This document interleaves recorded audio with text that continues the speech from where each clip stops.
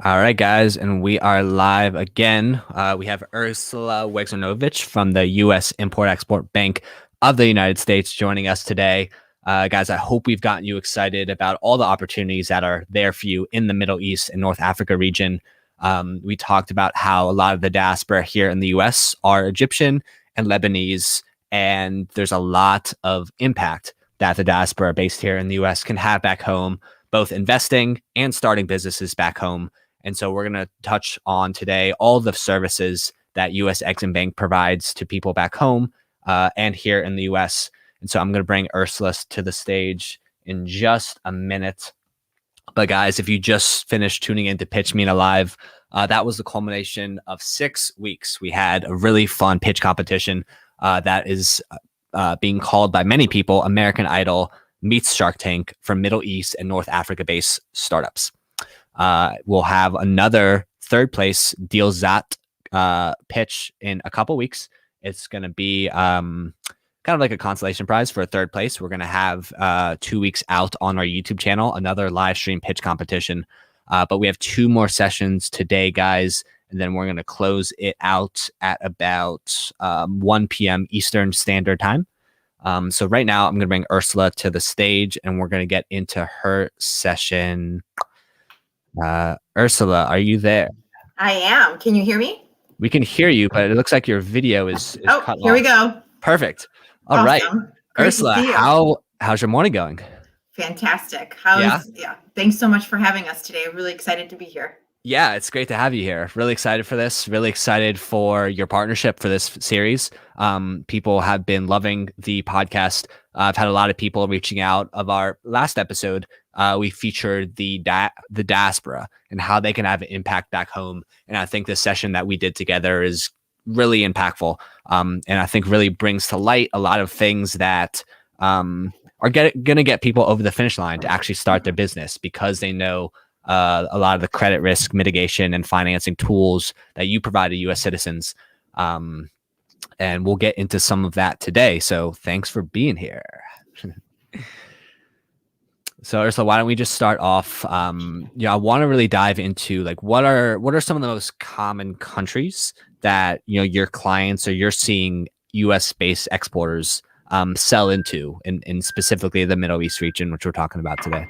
Sure. So the top 5 markets that EXIM Bank is seeing U.S. goods being exported to the MENA region, definitely UAE at over about 20 billion, Saudi Arabia at just over 16, Kuwait at about 5 billion, Egypt.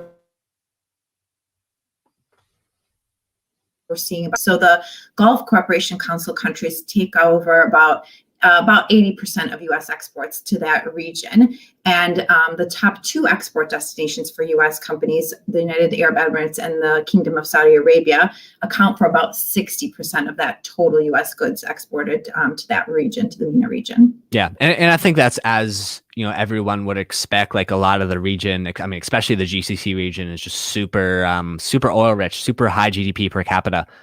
Which is good for domestic market sizes, because I think a lot of people tuning in, especially more so on the North Africa, Sub-Saharan Africa side, there might be large market size, large populations, but the issue is GDP per capita. You need some local demand and local consumption. And I think that's the advantage that countries like UAE and the countries that I guess you mentioned, the advantage that they have, high purchasing power. UAE, Kuwait specifically are what come to mind. And so we love to see more collaboration, more trade between countries.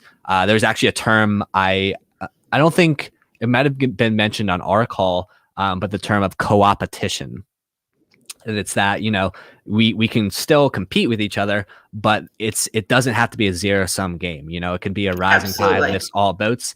And I think the word co-opetition is a beautiful word. That is exactly what we're looking for in the world. But Ursula, I'm going to move on. I guess, like we talked specifically about the countries, but I want to give people that are tuning in ideas of like some of the most common sectors that, you see your clients exporting to the MENA region. Because I think with this series that we've been producing, we've gotten a lot of people excited. I'm sure like the majority of podcast listeners in the world are all based in the US. And so we engage a lot of people through the podcast that way. And a lot of the diasporans have been tuning in and really, excited and hopeful about the opportunities back home. So can you, fill us in on some of the most common sectors that you're seeing clients exporting? Sure. So definitely the primary products that we're seeing exported from the United States to the MENA region are definitely automobiles and transportation equipment, but also computer and electronic products, as well as chemical providers. There's economy, but as we look to the 2020s and beyond, we all know that digital and startup economies are going to be a priority, especially in countries like Saudi Arabia that established the Vision 2030. And there's an abundance of opportunities for the region's startup ecosystem to interface more with our US-based tech companies. So what we've done in the past doesn't necessarily limit what we're going to do going forward. And so the few things that we're looking really forward to that hopefully is going to be a catalyst for trade between the United States and the region is the 2022 FIFA World Cup in Doha, as well as the Expo 2020 in Dubai. Yeah, I was super excited. I had flights planned for the Expo 2020, and then obviously we're all aware of what happened. Right. But I've been told that do not come to Dubai in the summer because it's too hot. I've heard October is a good. Have you ever been to Dubai, Ursula?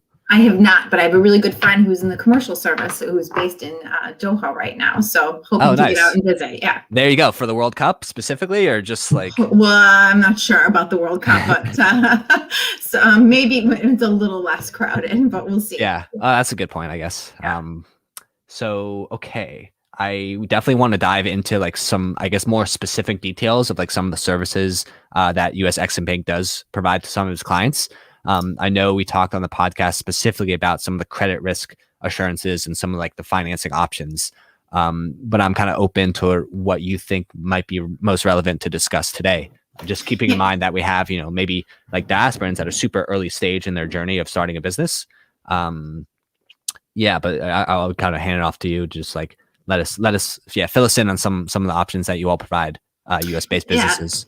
Yeah, so just kind of as a quick recap for the audience, EXIM Bank is a government agency, and our primary focus is to provide a variety of different financial tools to help U.S. companies export their products or their services without fear of non-payment or without fear of having access to capital to be able to fulfill a purchase order from the MENA region or really from anywhere in the world. And so a majority of our focus is definitely the small business client. And so the size of the company that we work with is not significant. We are looking for companies who have who have a little bit of traction, 3 years worth of experience in their particular industry. And then a majority of what we do is we focus on two different areas. One, we want to make sure that if a U.S.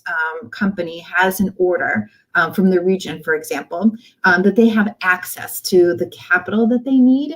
So, best thing is to talk about, in terms of like an example. So if there's a purchase order from Saudi, for example, for $500,000, and the U.S. company may already have an existing banking relationship, and that line of credit is tapped out because there are orders coming from other parts of the world or even domestic orders. And the U.S. commercial bank says, look, we can't lend you any additional money for this $500,000 order.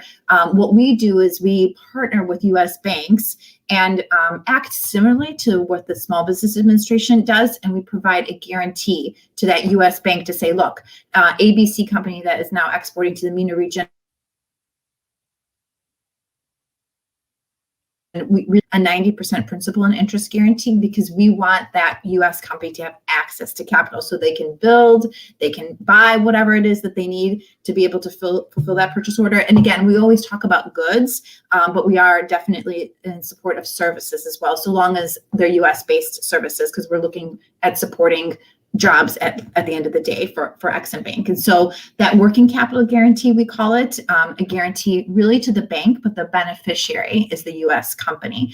That's one of our lead products, I would say. The other is really focused on the payment terms. And so we provide credit insurance. There is a very vibrant credit insurance market in the private sector.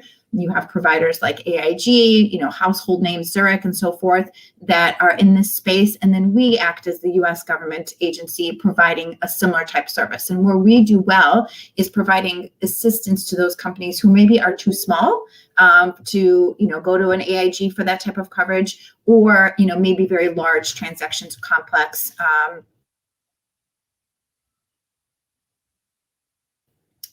Is we encourage the U.S. company that if you have a creditworthy customer in Saudi, in Kuwait, that we want the U.S. company to be able to offer terms as if they were selling to their neighboring state or business down the street, and we want them to be able to give 90-day terms or 120-day terms.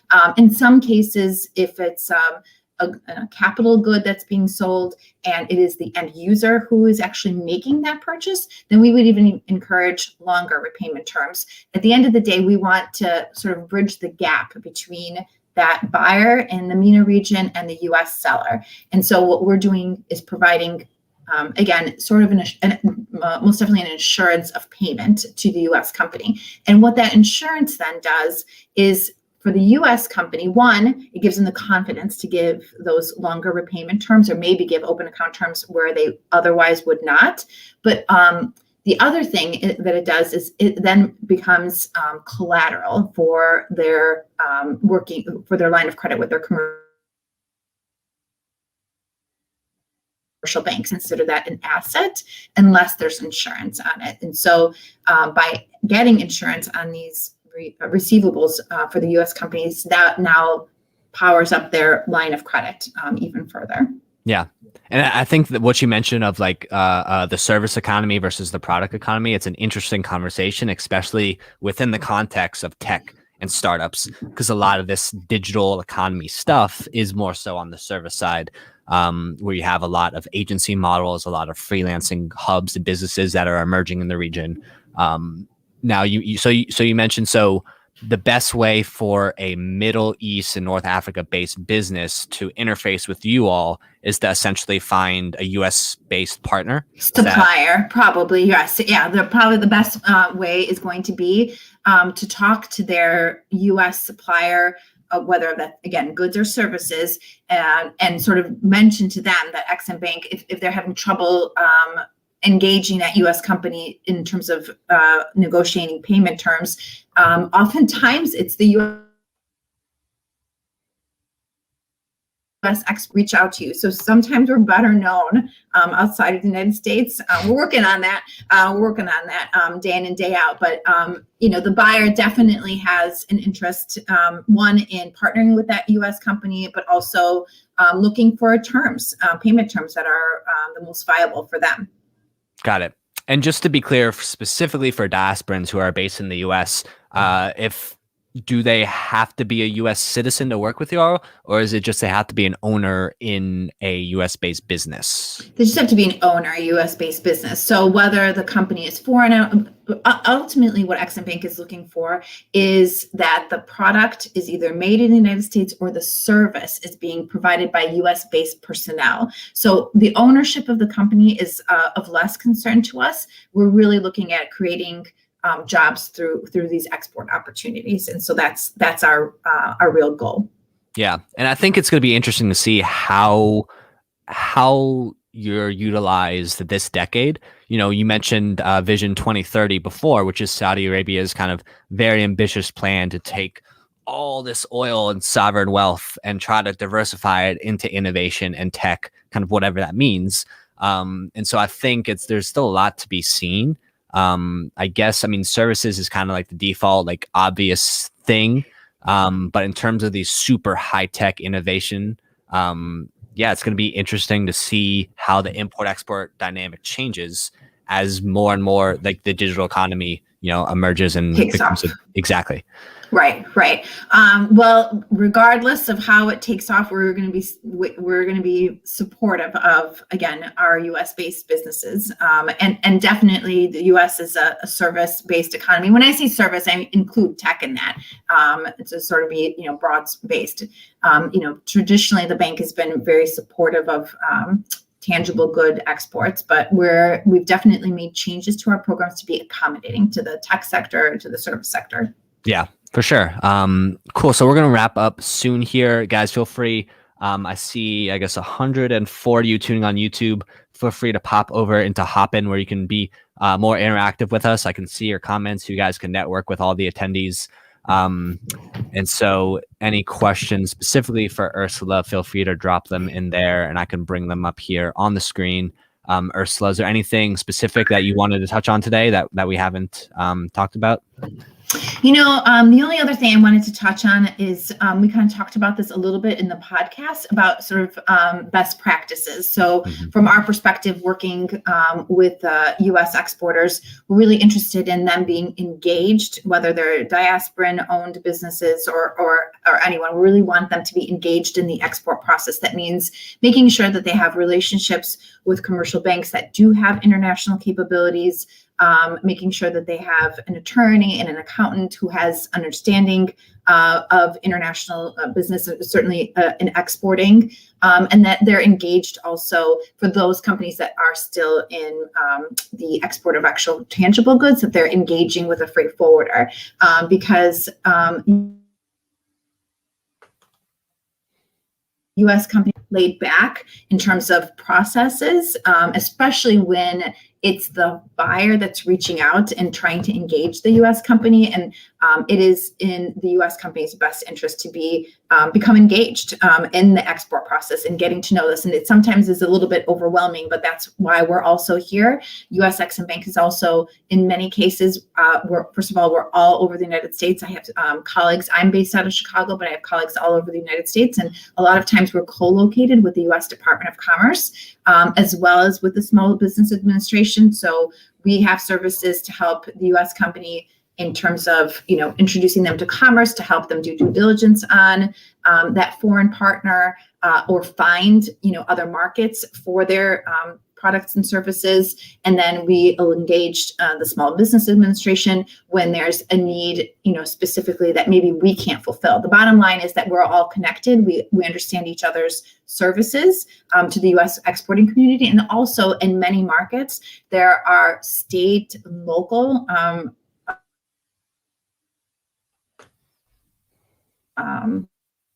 other chambers that provide all kinds of support, and that's something that we can, also make those connections for those U.S. companies who are interested in the MENA region. And there's certainly a lot of interest in the region, and a lot of experience. Well, that's the quote of the day. The bottom line is we're all connected.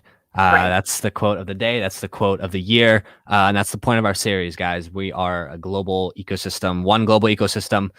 We should be trading with each other. We should be buying and selling with each other. Ursula, I didn't know you were in Chicago. I thought you were with us here in DC. Nope, I am in Chicago, in Snowmageddon right now. We got another foot of snow on top of the 30 inches, like everything compressed into 3 weeks. Well, it's a good thing, the digital economy, we don't need to. For sure. Just all in our laptop. We would not be, O'Hare would be shut down pretty much today. So this is a great platform. And real quick, last question. I know we touched on very quickly, there was a case study you mentioned of like a client down in Florida that was exporting to the region. Is that something you'd be able to touch on real quick before we sign off? Sure. Yeah. So Dematech is the company out of South Florida that actually began as a distributor a number of years ago of medical devices. And they actually moved into utilizing, moved into manufacturing after having worked with EXIM Bank on a couple of different, actually the two products I highlighted, which is one is the credit insurance. So they were able to offer terms to customers in the MENA region. They actually started doing business with the Iraqi government a couple of decades ago, and they've just grown that they've credited. We're very grateful to EXIM Bank's credit insurance, giving them the ability to offer, again, terms, and then again, using those insured receivables to be able to actually fund their growth. And so it's been a great partnership between us and us, looking forward to supporting them. But that's one of our favorite success stories. All right. Yeah. Awesome. Well, Ursula Wegrzynowicz from the US EXIM Bank, thanks so much for joining us today. This was a great session, really educational. Thank you. Thank you so much. Enjoy the podcast too. Awesome. All right, take care.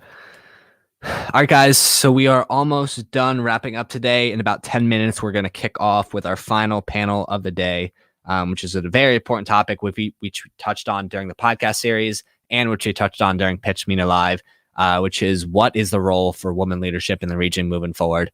Joy made a really interesting point today, stating that in the U.S., women are respected and or I guess not respected in the same way that they are in the Middle East. And so that's something we're definitely going to touch on. We're going to have a really great female entrepreneur that's actually based in Tunisia, operating her company in Tunisia. And so she's going to tell us a little bit about her experience specifically on the North Africa side, what she thinks the role for women leadership in the region needs to be moving forward, what women leadership needs to step up into to help lead these economic normalization trends and peace trends that are happening across the region. Then we're going to touch a little bit on the disparities between North Africa and the GCC region when it comes to this topic. But guys, we're going to take about a 10-minute break and then get right into the final session of the day with Sawsan Bellaj, the founder of Etwakin.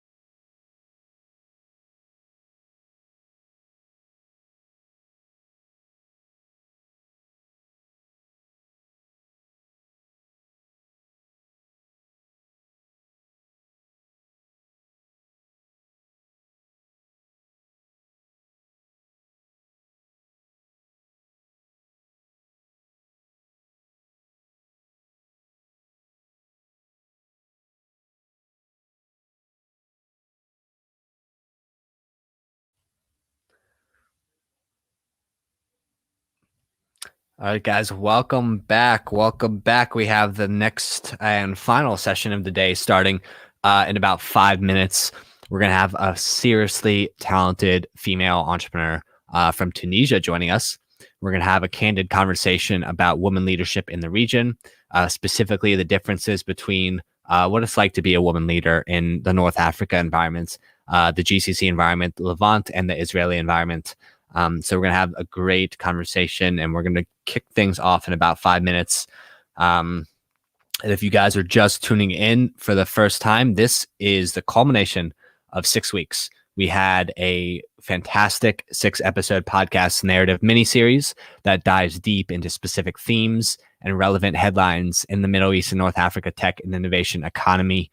And today we've spent time unpacking all the major themes that we touched on in the podcast, whether that's Israel, economic normalization, women leadership in the region. How do we better engage and activate the MENA diaspora that's all around the world, has a lot of money, has a lot of connections, but how do we get them to invest back home, start businesses back home? And we had a great session with Ursula Wegrzynowicz from the US EXIM Bank to talk about some of the financing and credit risk options that they provide to US-based diasporans, which is a lot of Lebanese and a lot of Egyptian. But I know there's definitely some UAE, Saudi, and all sorts of diasporans from all across the region. But I will get started in about 3 minutes with our next session, guys. It'll be the last session of the day and the last session of our activation. If you go to the link that's on my screen right now, ecosystemarabia.tv, and drop in your email, we're going to be sending out some bonus podcast interviews that we conducted and didn't feature in the final series that went out. That we have about 5 interviews that are bonus content for you all. That again, we featured some of the top stakeholders in the Middle East and North Africa tech and innovation economy. And we have some really awesome bonus episodes waiting for you all. So again, ecosystemarabia.tv, drop in your email, and that's where you can see all the bonus content. All right, guys, we're going to get started as soon as Sawsan joins the call, which should be any minute now. But while we are waiting, what I'm going to do is I'm going to pull up the podcast schedule so you can see what you guys missed if you haven't tuned in. So this is what we've just completed, guys. We started publishing on January 5th with an episode titled Laying the Foundation of the MENA Startup Ecosystem. And every Tuesday morning since then, we've put out a different new episode. Each episode is narrative content and features 4 to 5 interviews with different stakeholders in the MENA startup ecosystem. And today we touched on almost every single piece except for female leadership, which we're about to dive into in just a few minutes.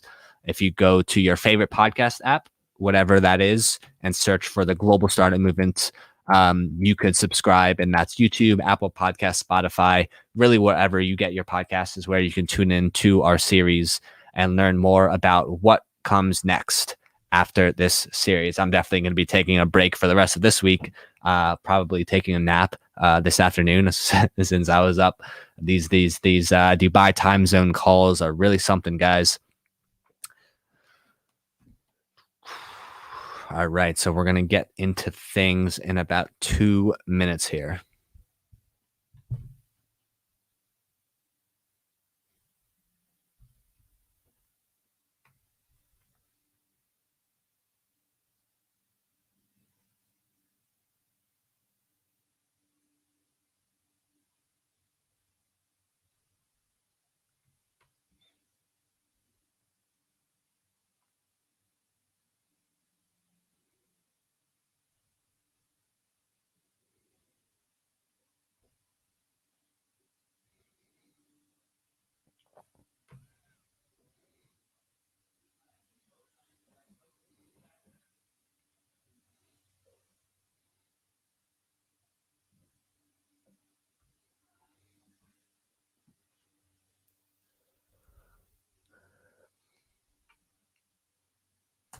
All right, everyone. And so right before we get into this final panel session for the day, what I want you guys to do is to hop on over to ecosystemarabia.tv, drop in your email. I want to make sure that you don't miss this bonus content that we're going to be sending out later this week.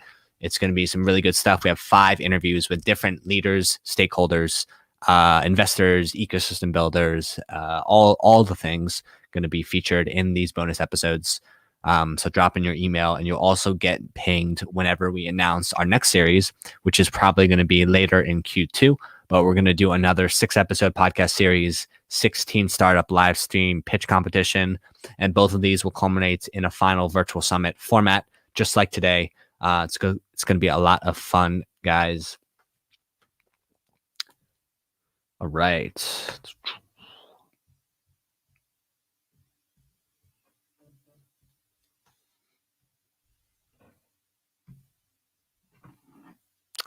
All right, so I just got pinged by Sawsan. We'll get her in here just a second. She might not have the correct link to join.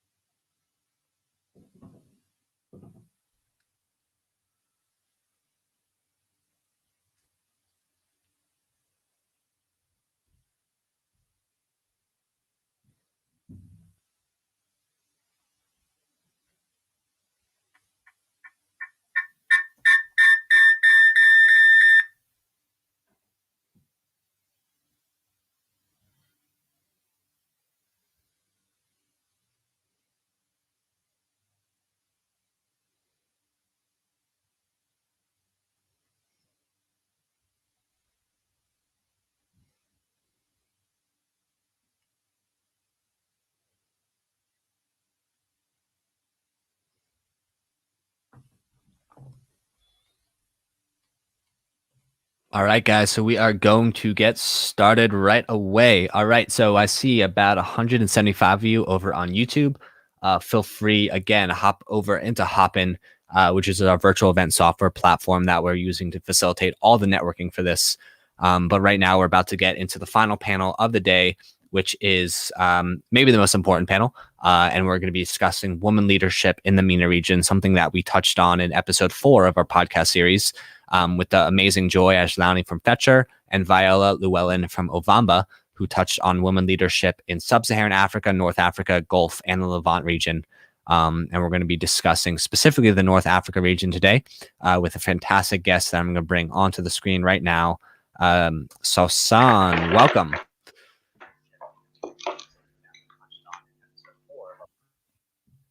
Sawsan, can you hear us? Hi, Andrew. Hello. Hello, welcome. Glad to have you here. Where are you right now? Are you in Tunis? Yes, I'm in Tunisia. Tunis, specifically the capital, but awesome.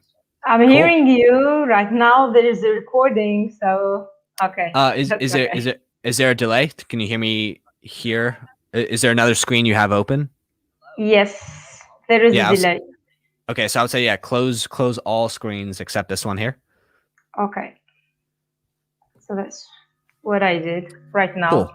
Awesome. So why don't we just start off, tell us a little bit about yourself, tell us about your company, and then we'll dive into this very important topic of women leadership in North Africa. Yes, with pleasure. Thank you for the great introduction. Thank you for having me, Andrew. I'm Sawsan Bellaj. As you introduced me, I'm a speaker and trainer. I have been in entrepreneurship not for so long, because for 16 years actually I've been teaching. So I was at the university as a permanent teacher for 16 years before I quit and become an entrepreneur. So I'm one of those you call late entrepreneurs, something that is not very common in my region, nor in any region of the world, I think. Because usually we just expect that people, once they work in jobs and they get used to it, they have some resistances to just quit. So I quit teaching at the university, as I said, after 16 years, in order for me to become a full-time trainer, so trainer and coach and author. And then I started EXIM. So I co-founded the EXIM. EXIM, what it does is it creates e-learning platforms. So EXIM is an LMS, a learning management system. And we help people have their e-learning platforms together with all of the necessary solutions that they need in order to provide great quality training. We also have the academy, which is academy.itaqueen.com, where we have a number of qualified experts deliver quality training and online courses as well.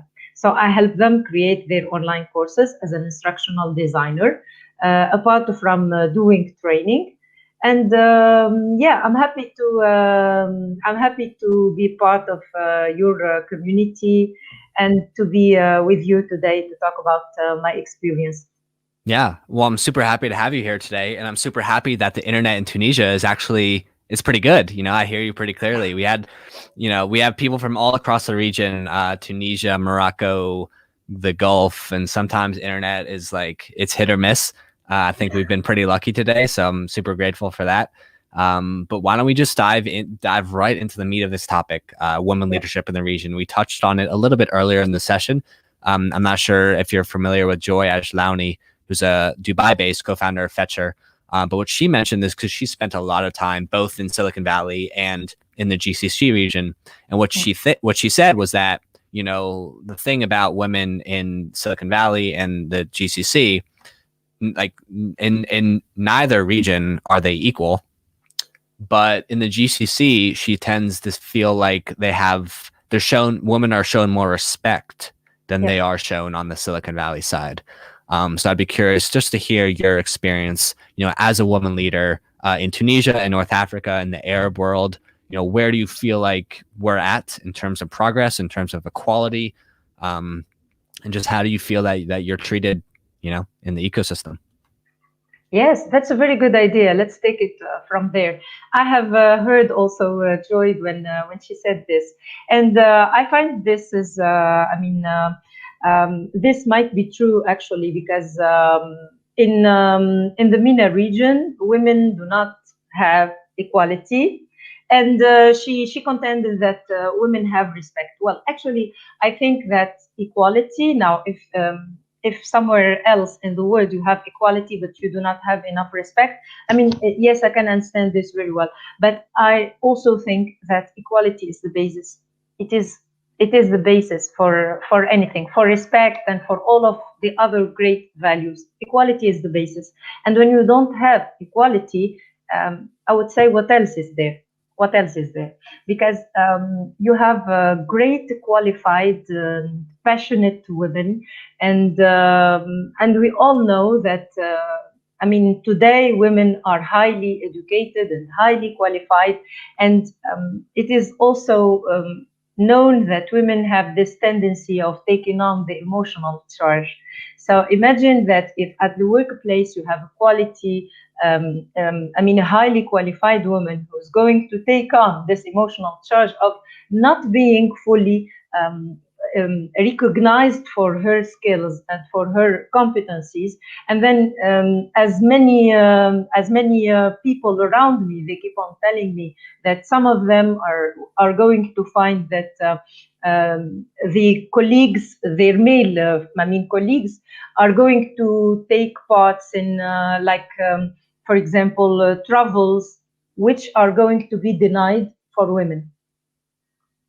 You see, so this I think is one of the reasons why women in the MENA region seem to be more motivated to start out as entrepreneurs. Because they have a chip on their shoulder. Exactly. Yeah. Interesting. Yeah, because in a way there is not enough equality, because in a way there is this sum and this amount of qualifications that you might have, but not enough recognition.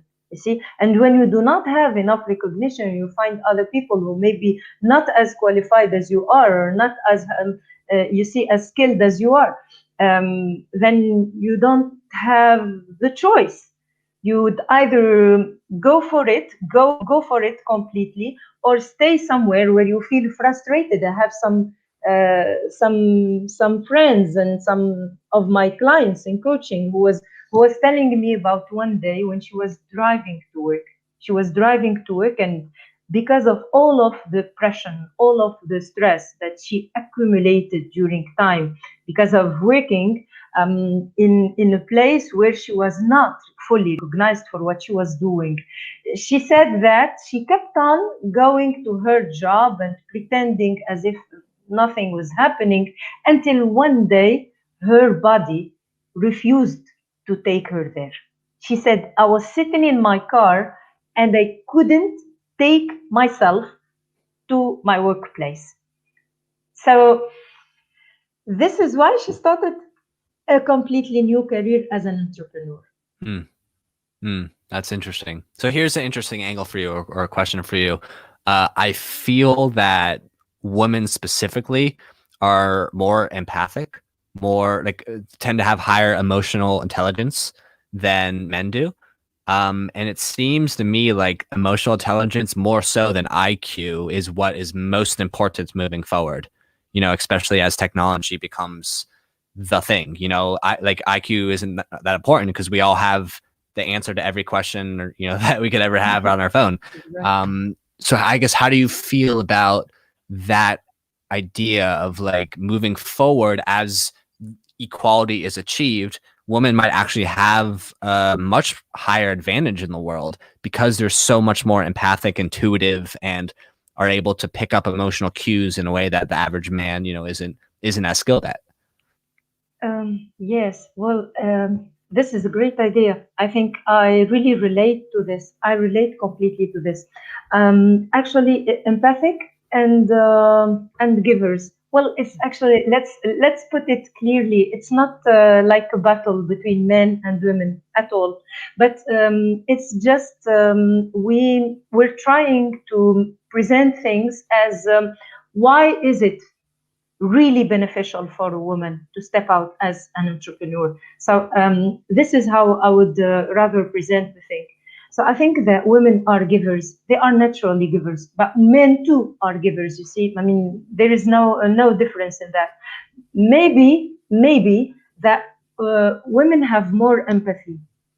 So yes, let's just suggest that because of this empathy, you can find yourself more involved in problem solving. You tend to try to help other people, suggesting solutions, trying to find out solutions. For example, when I started my career, as an entrepreneur, my new career, let's say, I was still teaching at the university. And the fact is that I came through a time in my life where I really wanted to find my purpose. I was asking myself questions like, what's my purpose in life? Is there a bigger meaning for my life? And what am I supposed to do? If I had to do things for free, what would I do with my time? So I started to ask questions like that. And then I wanted to find answers for my questions. So I went to Google and started following training and following experts and influencers and mentors. And I took on some online courses and started learning new things. And I had the opportunity of knowing some great mentors whom I have still today in my life. And then I found myself learning and investing time into all of these great learnings. And up to there, I was really feeling happier because I was progressing. I was feeling happier.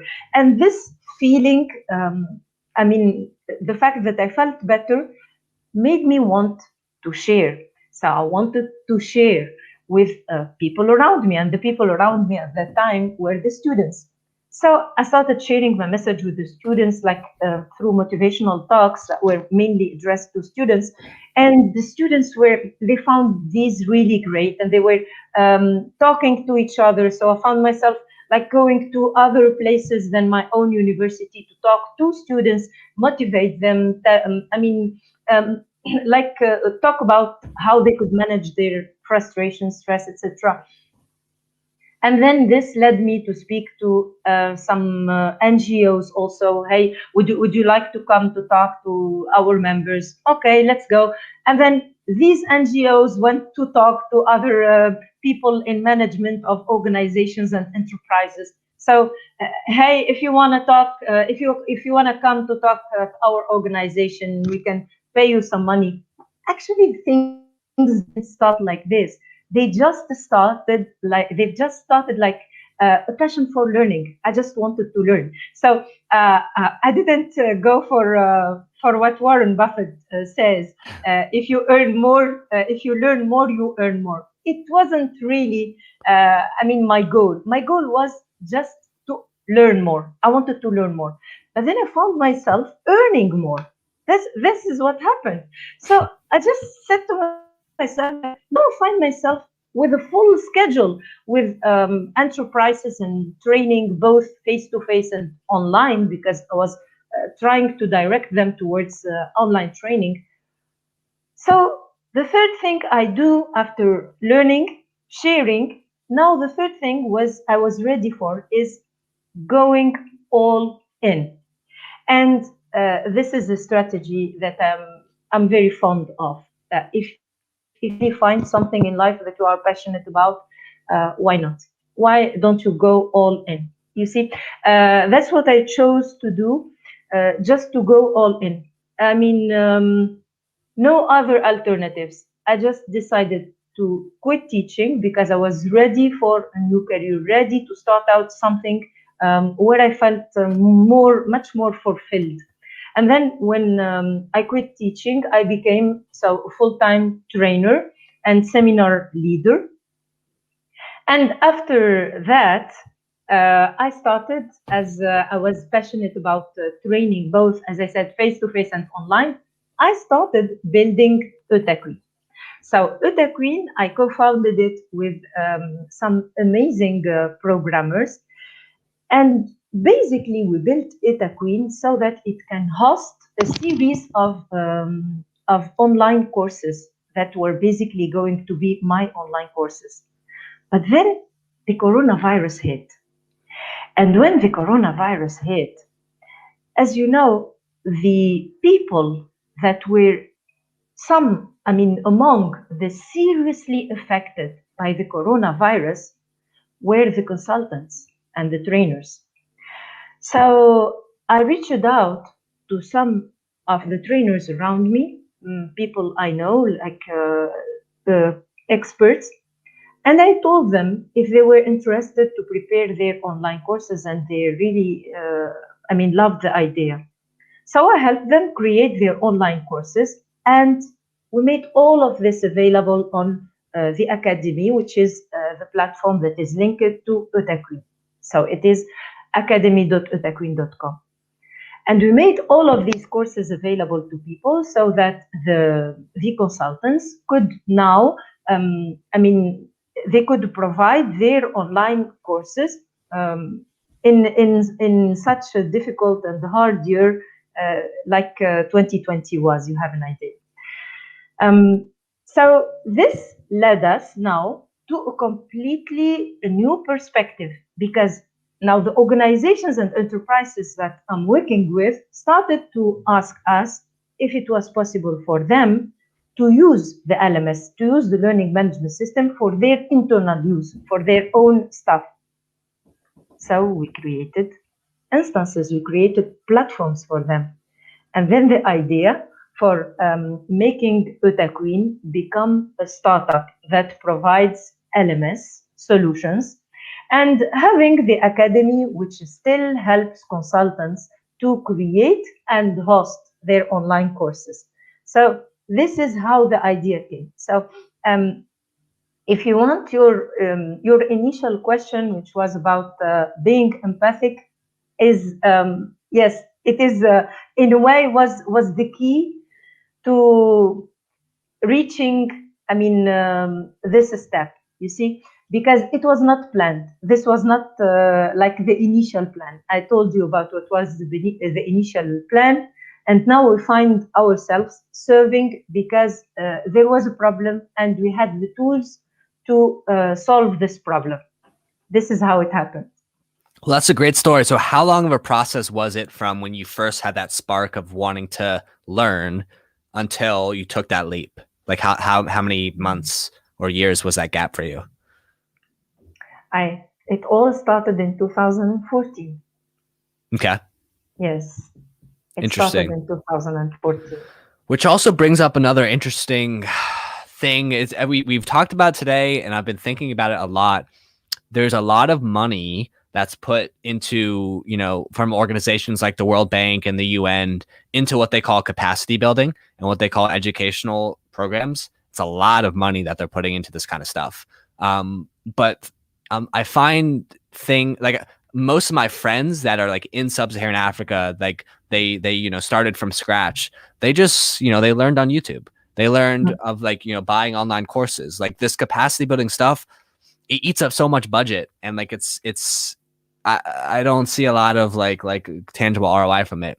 So I think stories like yours, it goes to show how like we have the internet and there's so much content and free stuff out there that we just need the proper channels and the proper funnels of youth into like leveraging these platforms and leveraging platforms like yours to actually, learn everything you need to learn from the internet. And I think it's also the case when you think about freelancing, because a lot of us get sucked into the venture capital, raise money world. But like we had an interview on the podcast with someone from Gaza that's making $5,000 a month just doing Arab transcription services on Fiverr. Like he doesn't need to raise millions of dollars and try to build this high growth startup, because it's a different world living in now. So what would you say? What message would you give out to the youth right now in Tunisia? I know when you think about the startup world, Egypt and Morocco get more attention, specifically Egypt when it comes to North Africa. So what would you recommend to kind of the youth tuning in right now in Tunis with their entrepreneurial journey? Should they try to raise money from investors? Should they try to bootstrap something? Should they get a job first? Like, how would you navigate the world today as a youth?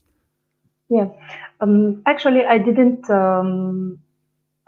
consider the possibility of trying to seek investors. I didn't do this neither at the very beginning of my project, nor in the middle, nor now. And why is that? Because I was convinced that I will find a way. I was convinced that as it came naturally, and I believe that I'm confident enough that I am a disciplined person. So I just find that whenever I am committed, there is always a path that opens up. Why I didn't need the investors' money? Because I just thought that this is going, some people tried to convince me that maybe this is going to take us to a whole different level, etc. But this was also going to confine us. I mean, into a very small perspective, which means that we have to comply to the expectations of the investors. So I was not going to be very free. Like right now, we know that it is still the start, even though we are at our third year, but we are still at the start. So we are still free to try and to fail and to succeed sometimes. And but to try and to fail, I mean, there is definitely more failure in all of it than there are successes right now. But I mean, we are just free to do that because we are generating resources and trying other things, other new things. So we do not have great hardships at failing at trying new things. But if I was just complying to what the investors suggested and following a program, a definite program, I'm sure that I'm going to be right now working as a hamster without really knowing if I am doing any progress. So I think that the investors and investment is a great idea when you have already raised your business to, let's say, a satisfactory level, a level at which you are quite satisfied and there is a very clear path for you, very clear regions where you want to work, and now here you go. Yeah. But if you have not reached yet this step, maybe wait a little. You know what's so funny? I have so many friends that tell me like, I want to be an entrepreneur because I hate having a boss.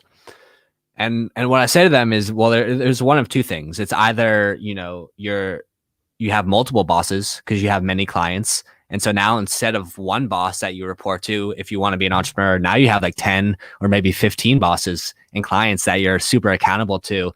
And you're the last line of defense, right? And then it's the same thing with investors. If you want to bring on investors, you're essentially bringing on a boss because you're taking their money and now you're accountable to them.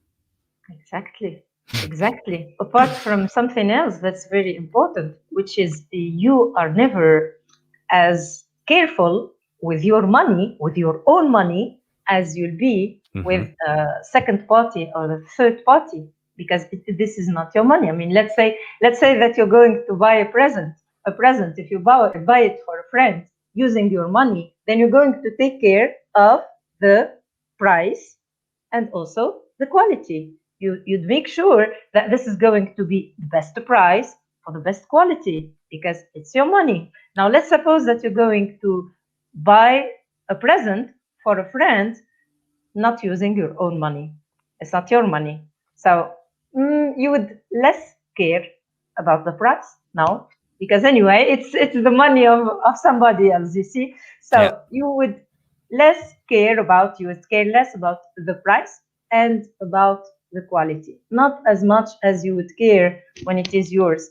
So this is basically another idea that makes me think that whenever you want to, it's like a mountain. Entrepreneurship is like a mountain. So where do you start to climb the mountain? Do you start it at the top? You start, of course, I mean, you start at the bottom. So this is where you start to climb the mountain. And the journey is fantastic because the journey makes you become somebody else. It makes you grow into a person that you wouldn't recognize if you just look back 5 years ago. If I look back 6 years ago to whom I was, I can't recognize who I am becoming. So it's not about the money. It's not really about the money. I feel the same way. I didn't have any facial hair when I started out. and now look at me. But that's super true. Like, you know, if I broadcasted this on day one of the podcast, I would have had maybe 2 people listening in. But now I'm looking at the top left. We have about 300 people tuning in on YouTube, maybe 20, 30 tuning in on Hopin. And so it's a process. But I see we're up on time. Is there anything else we didn't cover that you want to make sure we touch on today, or feel like we got it? Yeah, I think that you have a great network, and I was watching with great interest the two people who were pitching, and sometimes it's going to be for us also to pitch. Like I feel that right now we are ready to serve in more countries than in Tunisia. Actually, we are serving one other country, which is Dakar, Senegal, with our services, like with the LMS. But very like, I mean, we are very interested to become present in other African countries. So yeah, I think that you're going to have me pitching in one of those incoming sessions. I hope so. I'm thinking. So if you look at the top right, you can see Pitch MENA Live. I'm teasing Pitch Africa Live. It's a possibility that we might announce it. I mean, I guess Tunisia can be both, right? You can do Pitch Africa Live, or you can do Pitch MENA Live. So that's awesome for you guys. But I would love to see you in Morocco as well. I've been to Casablanca a couple times, and that's actually it's probably my favorite Arab country that I visited. Had a really great experience there. But Tunis is definitely on the list. So hopefully I'll be able to see you once, all the Corona stuff maybe fizzles out over the next couple of years. I'll be in Tunis and we can hang out. Yes. Yeah. I'm looking forward. Yeah. Awesome. All right. Well, thank you so much for joining. Thank you for having me. All right. Take care. All right, everybody. So that is it. The culmination of our 6-week journey together. Ecosystem Arabia mini-series was a lot of fun for me. It's a lot of work for me, but I know you all really enjoyed it. Again, if you haven't listened to any of the podcast episodes, visit ecosystemarabia.tv, drop in your email. We'll follow up with all the different podcasts. We'll follow up with all the bonus episodes that we have planned for you guys. And be sure to subscribe to our email list there to know when our next mini-series is live. It's looking to be end of Q2, beginning Q3. But really enjoyed this experience with you all. Hope you enjoyed it as well. And that's it, guys. Peace out.